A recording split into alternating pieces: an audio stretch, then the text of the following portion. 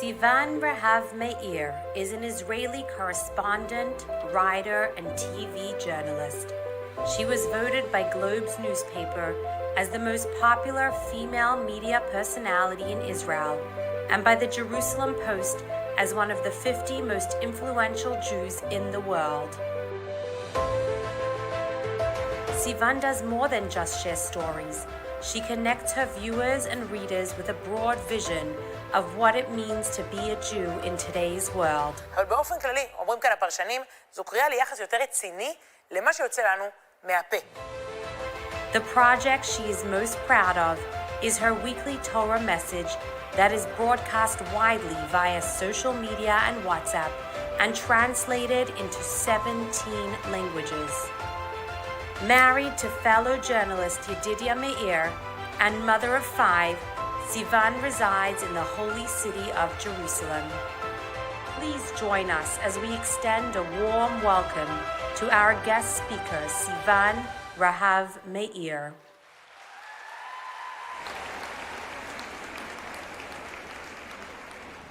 Shalom. My boss on Israeli TV asked me today, what am I doing in New York? I told him, usually you want me to give you headlines, so here is my headline. Tonight, I will be in the most influential room in the world. Look around you. It's true.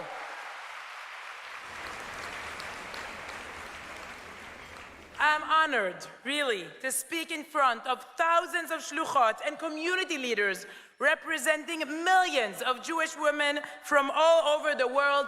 What a hakel. Thank you. Hanging in our home studio in Yerushalayim is a gift I gave my husband Yedidia, also a journalist, for his birthday 10 years ago. It's a plaque with quotes of the Rebbe about the positive and transformative power of the media. One main message is, all mass communication was created to broadcast Torah values. It's not a birthday gift, it's a gift for life, a gift we both got from the Rebbe.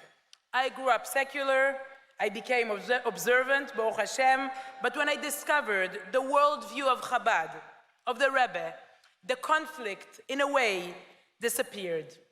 I realized there were not two separate worlds in which I was a journalist in the studio and a religious woman at home. I discovered that my work, and basically every work, contains elements of shlichut.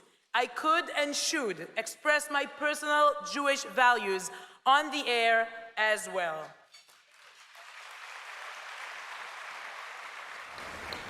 I began to bring this new attitude into the studio as part of this new approach to share what is illuminating, what is uplifting.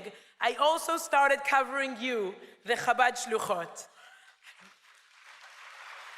I would like to tell you tonight about the best Chabad stories I discovered when I gave lectures and covered Chabad houses all over the world.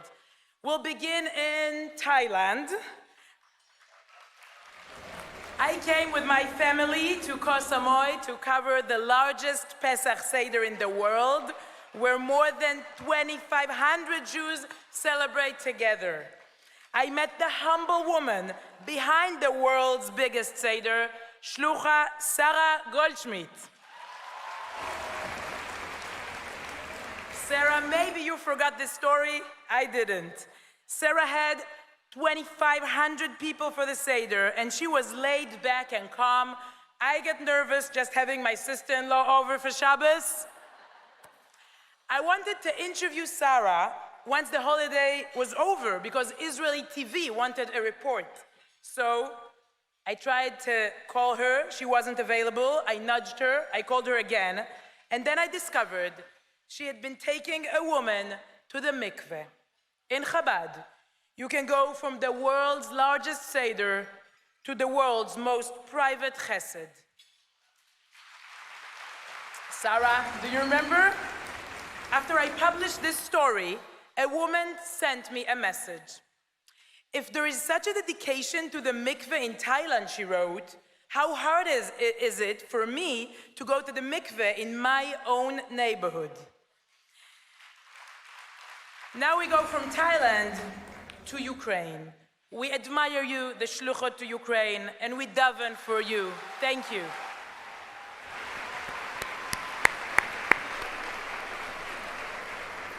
Here is a tiny story. On Erev Shabbat, when the war began, I received a message that became viral afterwards. Chani Segal is a shlucha in Kharkov, Ukraine. They are currently on their way to the border. Remember Chani? This Shabbat, it said, her mitzvah will be to travel on Shabbat. It is called Pikuach Nefesh. Since Chani will not be able to light Shabbat candles, she asked women to light Shabbat candles in her name for her family. Candle lighting time here in Yerushalayim is at 4:59 Shabbat Shalom. That was the message all over the world. Chani, it is impossible to count how many Shabbat candles were lit that Shabbat for the first time.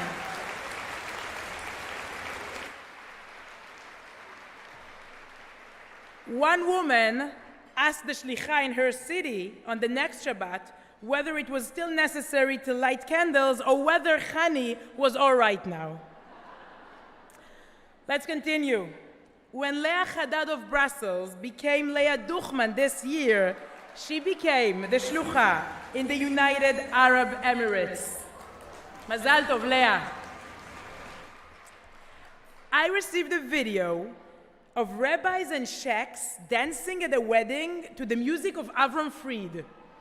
I thought they were in costume to gladden the new couple, but that wasn't the case. It was real, from Abram Accords to Avram Fried. So I shared the video. I shared the video that reached millions of people and wrote about the first Jewish wedding to be held in Dubai. Mazal tov, Leah and Levi.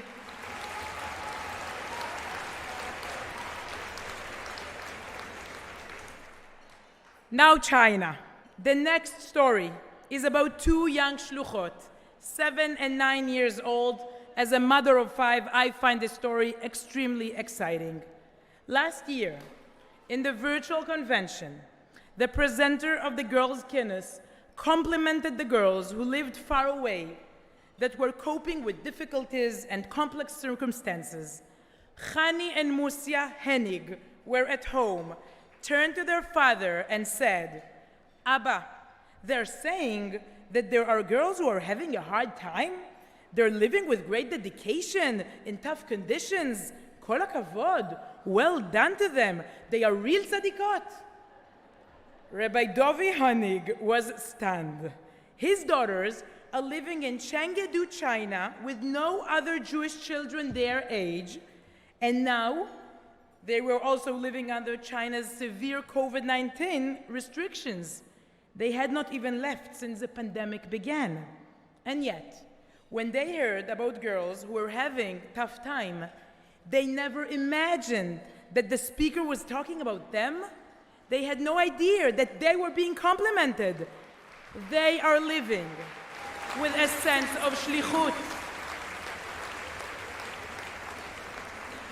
a sense of meaning, a sense of purpose, a sense of joy. Their parents always gave them a sense of privilege. When I shared this story, I got countless comments. My daughters are bored in Tel Aviv, or in London, or in New York, and the girls in Chengdu don't complain? That's something to think about. Dear sisters, we've been to Thailand, Ukraine, Dubai, and China, but the true address is 770 Eastern Parkway. These stories are actually not about you, but about that small room and that huge heart. That's where it all began. The word shlicha, a mystery, means that someone is doing the sending. Mishehu sholeach, someone sent you, the Rebbe. Now for the last story. Is it a story at all? I really don't know. A few weeks ago, I interviewed Shlucha Chani Moskowitz in Yerushalayim. Remember Chani? She told me they held a big Seder in Ukraine 7 years ago, before the war. A woman came with her husband and knocked at the door. Chani opened it, and the woman gave her a package and said, "I've brought you a special gift." Chani looked inside and saw a package of wafer biscuits. They were entirely kosher, but entirely chametz. According to halakha, chametz must be put aside and then burnt on Chol HaMoed, and that's what Chani did. She told me this story on the stage during the interview, and I said, "Nu?" And she said, "What do you mean, nu?" And I said, "And?" I'm sure you're all listening, waiting for the end, and you're saying to yourselves, "Oh, the way these stories go is that you'll probably ask the woman who brought the biscuits to stand up. She'll be wearing a shadel. Now she's the new shlucha to Siberia, right?" Whatever happened to this woman, I asked Chani in this interview. And Chani answered, "I don't know. The war broke out. The world changed. I don't know whether she had Seder night this year or where she is. I hope she is alive." As for me, I got the most important punchline, that not all Chabad stories have a punchline. In fact, most stories don't have a visible triumphant ending. In most cases, you give without seeing any immediate result. You give because you believe in the infinite power of every mitzvah, of every Jew. So let's acknowledge tonight, let's acknowledge together all the things that the world may define as failures. Tonight, I would like to give a shout out to the ones who invested in a family that sent their kids to Hebrew school, and the children stopped coming after bar or bar mitzvah. They disappeared. Let's give you a hand for that. I would like to talk about those who host backpackers wholeheartedly. And let's face it, sometimes you feel that they only come for your delicious food. You never see them again. Yishar koach for that. Thank you.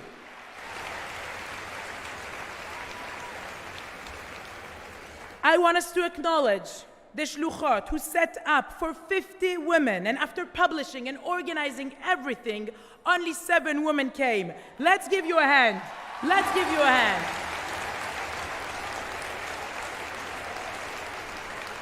And let's give those 7 women a hand. Kol hakavod. I want to mention a group of shluchot who won the lottery, so to speak. They are never considered heroes. They live in Israel. Nobody thinks it's hard for them. It's the Holy Land. Well, sometimes it's more challenging. It's more complex. Thank you, sisters, shluchot of Eretz Israel.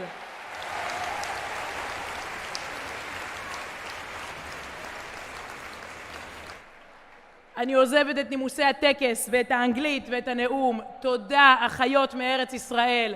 אין עליכן, תמשיכו.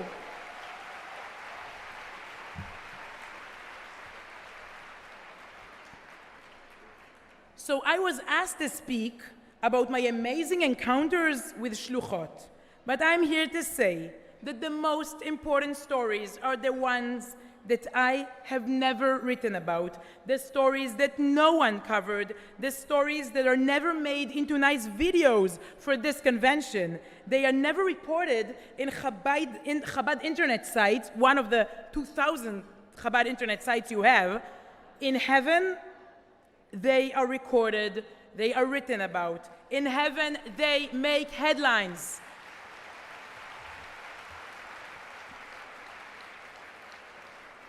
I truly believe this is a powerful educational message for all of us, especially for our children in the age of social media.